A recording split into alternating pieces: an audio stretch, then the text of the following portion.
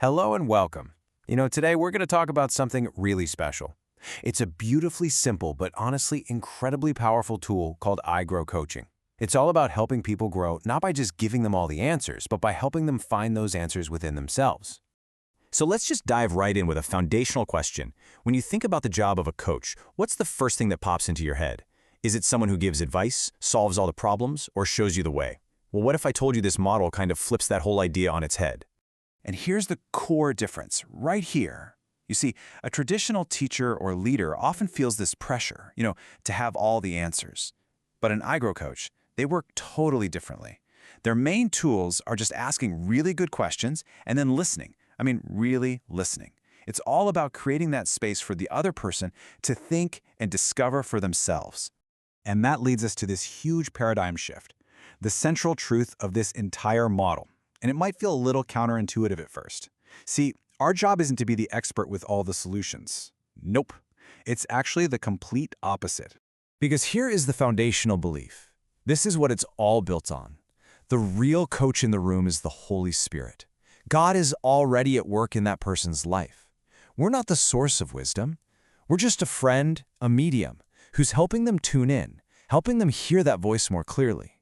Our questions are really just the catalyst. And this is exactly why it feels so different, isn't it? IGROW is not some stuffy corporate meeting formula. Not at all. It's a relational framework. It's a guide for a real, genuine, heart-to-heart conversation between two people who are both trying to follow God's lead. You can almost think of it like a roadmap for that conversation. And the acronym itself, IGROW, gives us a really simple path to follow. It makes sure the conversation is both loving and purposeful. So it breaks down into 5 really memorable steps that kind of guide the whole thing. You've got invite, goal, reality, options, and then the big one, will do. All right, enough theory. Let's see how this actually comes to life in a real-world example. So, to see how this really works in practice, let's look at a little case study. We have Samuel, who's a state leader. He's going to be our coach. And we have Philip, a district leader. And Samuel really wants to empower Philip and help him grow his ministry. Okay, so Samuel kicks off the goal phase. Now, pay close attention to what he says. He doesn't say, Philip, here are your targets for the year. No. Instead, he asks this powerful, open-ended question. It immediately shifts the focus away from man's plans and right onto God's vision. And wow, this question empowers Philip to speak the vision that he feels God has given him. The goal isn't being pushed on him from the outside, it's bubbling up from within. And that right there creates instant ownership and passion. All right, now we move to reality. A great coach knows how to create a safe, totally judgment-free space for an honest look at what's really going on.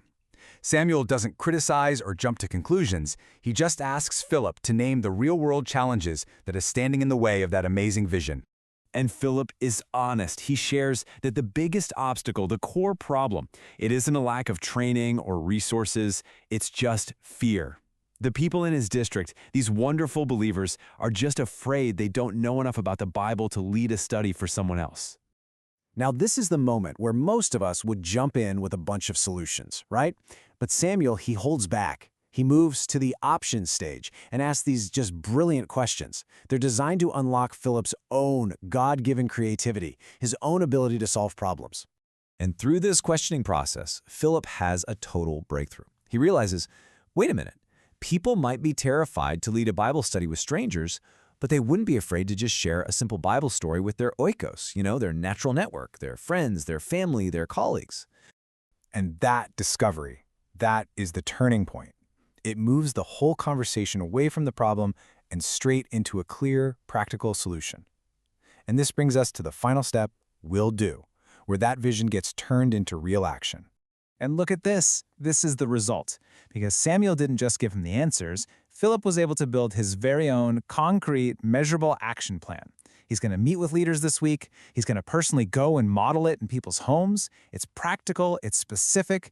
And you know what the best part is? It's his plan. It came from his own process of discovery.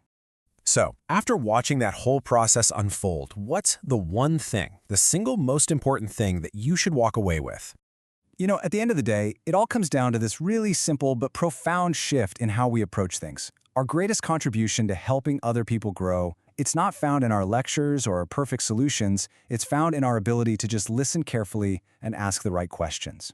And that kind of leaves us with a final thought, doesn't it? As you go about your week, just think, who in your life, your family, your church, your workplace, who might just need a friend who will finally stop giving answers and just start asking good questions so they can hear what God is already telling them?